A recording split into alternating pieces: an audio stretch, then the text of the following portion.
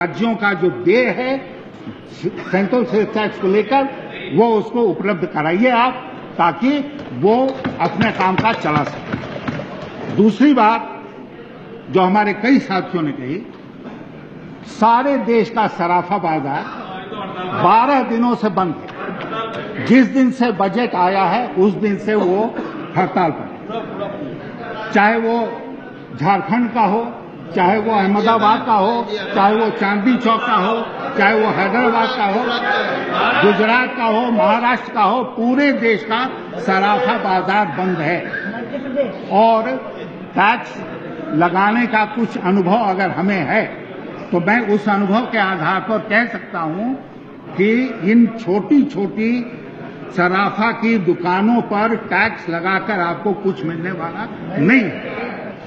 सिर्फ यही होगा कि आपके पदाधिकारी जाएंगे, उन लोगों को परेशान करेंगे और उसके बाद जो करप्शन का, भ्रष्टाचार का आलम है उससे हम सब परिचित हैं, उसी को बढ़ावा मिलेगा, कोई टैक्स आपको मिलने वाला नहीं है। इसलिए मैं वित्त मंत्री जी से आग्रह करना चाहता हूं कि आप कृपया ये जो टैक्स आपने लगाया है उस टैक्स को आप अभी जब उठेंगे जवाब देने के लिए, आप फाइनेंस बिल का इंतजार मत कीजिए, आप यहीं पर घोषणा कीजिए कि आपने सराफा के ऊपर जो टैक्स लगाया है उसको आप वापस ले रहे हैं, ताकि उन लाखों लोगों को रिलीफ मिल सके जो लोग आज हड़ताल पर हैं और जिनकी रोजी रोटी उनसे छिन गई है।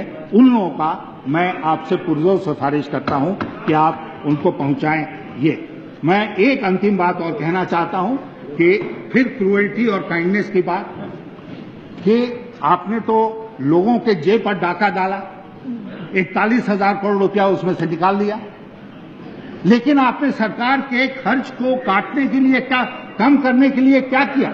Where is your expenditure management? और मैं कहना चाहता हूं महोदया, बहुत जोर देकर इस बात कि सरकार ने, वित्त मंत्री जी ने नहीं कहा कि मंत्रियों के विदेश जाने पर हम रोक लगा रहे हैं।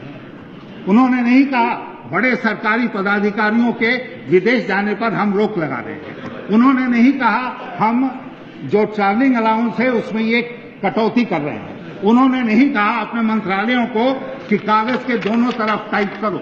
उन्होंने नहीं कहा किसी चीज के बारे में, पेट्रोल का, डीजल का जो ये है, ऑस्टेरिटी के बारे में इनके बजट स्पीच में एक शब्द नहीं है। देश को आप कहते हैं कि बेल्ट बांध के तैयार हो जाओ, टर्बुलेंट वेदर आ रहा, तो पहले तो आप अपना बेल्ट बांधो। आप अपना बेल्ट नहीं बांधेंगे, आप कहेंगे सरकार का बिजनेस एज यूजुअल, तो देश की बात, जनता आपकी बात क्यों मानेगी? अभी यहां बैठे हैं जायसवाल साहब, कानपुर में बोल के आए हैं कि जैसे मच्छर चूसता है ना खून, उसी तरह आप खून चूस रहे हैं लोग। ये खुद का क्या कानपुर में बयान देकर आए हैं कि मच्छर की तरह आप खून चूस रहे हैं।